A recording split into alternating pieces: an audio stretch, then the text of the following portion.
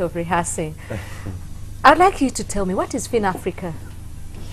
FinAfrica is an entrepreneurship center whereby we provide young entrepreneurs, people who are setting up businesses, with the skills to set up the businesses, the infrastructure in terms of office. Maybe I can just show you Please, physical I'm happy diagram. to see that. Yeah. It is an entrepreneurship center whereby there's an office incubation for people who are setting up an office, and then, you know, in the first few months of operations, you're having trouble setting up establishing your office space. Then you can actually come for business skills training, where you can actually learn about how to implement your business, how to devise a business plan, how to do a financial projection for your business, so that you can prepare your businesses for future implementation. And then you can come to us for the advisory or mentorship services, as we call them, whereby you can actually get somebody to tutor you and develop your business with you, and actually be your advisor in setting up the businesses and giving you guidance on the establishment of your business. So is it a consultancy firm where you advise people on how to invest and run their businesses, or? It is a mix. I call it a hand-holding service. If you're setting up a business, you face a lot of uncertainties, notably in the sense that you don't have capital. You're looking for infrastructure, you're looking for an office, you're looking to devise your business plan. So the idea was essentially to have one center where all of these can be incorporated, and have a hand-holding device whereby you can set up the business without making mistakes, without going astray, and keeping you on track into developing your business in a sustainable way. I see enterprise development. So who qualifies? Is particularly people who are entrepreneurs? Exactly. I mean, as you know, business failure amongst young entrepreneurs is very, very high. We are talking to the rate of about 60% of businesses setting up within the first 2 years they fail, and they don't have guidance, and they don't have enough capital.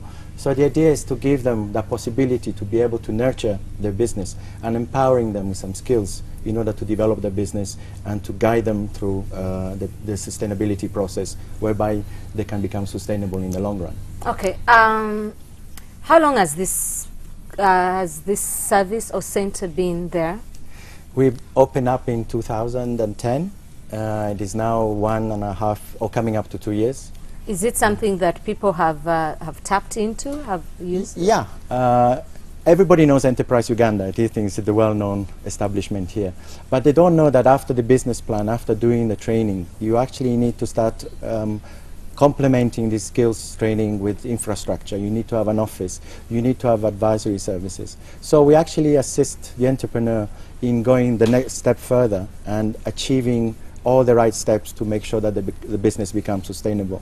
So we provide an office, we provide mentorship, we provide IT training if they need a website, accountancy services. So all these complementary businesses are all gathered together to sustain the businesses that we are trying to create. Okay, I need to be educated. When you say you provide an office, do you give people office space? Do you give people money to go and get their own office and to have internet facilities? Exactly how does this happen?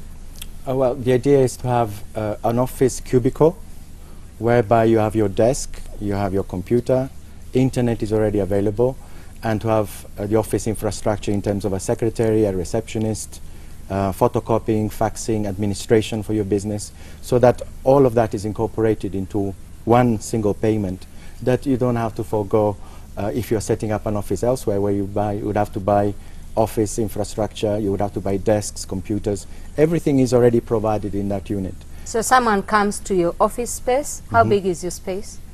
Well, it is a space of a desk with some computers. I think you see it in this picture here. There's enough space for you to set up, to start setting up the administration part of your business. So to be able to facilitate you to do the accounts and do the administration side of that. So someone actually has to pay a certain fee to come? Exactly. There is a fee involved. You don't want to talk about the fee, or you want to talk about it? There's 690,000 shillings for 1 month rental, which incorporates all the infrastructure, the access to internet, electricity, telephone, and a possibility to have use of a secretary and a receptionist for photocopying and printing. The thing about Ugandan business and the people who might need that kind of service are sometimes, especially when you talk about enterprise in Uganda could be people who are in carpentry, people who are doing these small kind of scale Yeah. or developing small kind of scale industries. How do those people get the kind of connection to find out about a setup like yours, which might not be actually located in the localities of these people? How do you get in touch with them, and how do they know where to find you? Well, we do organize a lot of workshops. We'll work a lot with the community-based organizations, whereby the gist to attract people is to have entrepreneurship workshop. It's very similar to Enterprise Uganda. You start talking to them about the qualities and the skills you need to have in order to establish your business. So we start telling them that you need to have certain skills to manage your accounts properly, to be able to keep your profits and not to diversify and move your profits away from the business, so that all the skills, slowly by slowly, will actually nurture the business of these entrepreneurs, to make sure that the businesses can become sustainable, and that in the long run they have enough financing to be able to grow their businesses. Before I come back to Carmelo, I would like to invite an interview from Edward Sempa, who is one of the beneficiaries of this, and maybe we'll get a clear insight into what the project is about. Can I, please, studio, have an interview of Edward? My name is Edward Sempa. I was born in Uganda, and at the age of 22, I think, I moved to Italy to study fashion and production.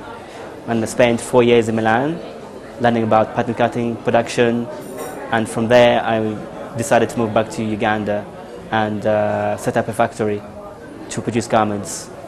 When I moved to Uganda, I met Carmelo, who has a entrepreneurship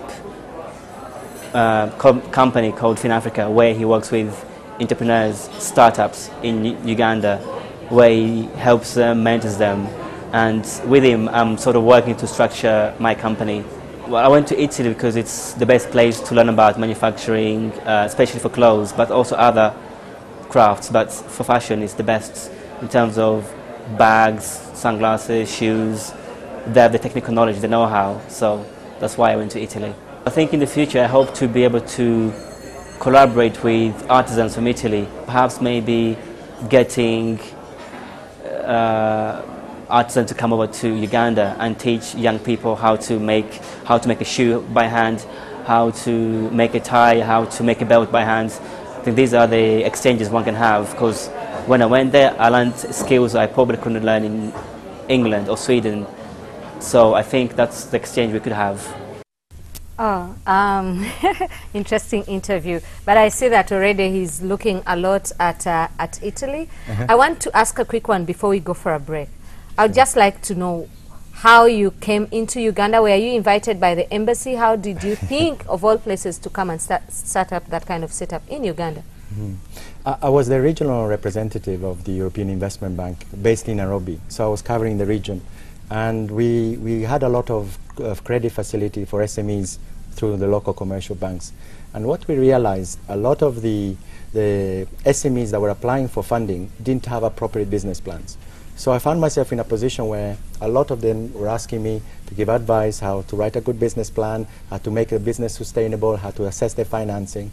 And I suddenly realized that there is actually room, plenty of room here in Uganda, where people can actually take heed of that advice and set up businesses which are financially sustainable. So I decided to move away from the banking sector to develop this new entrepreneurship side of businesses and make sure that they have all the right skills and empowering them with appropriate, because I find Ugandans are have a lot of high ideas, have good quality projects. It's just a matter of implementing them. They don't have the business skills or the management skills sometimes to take them to the next level.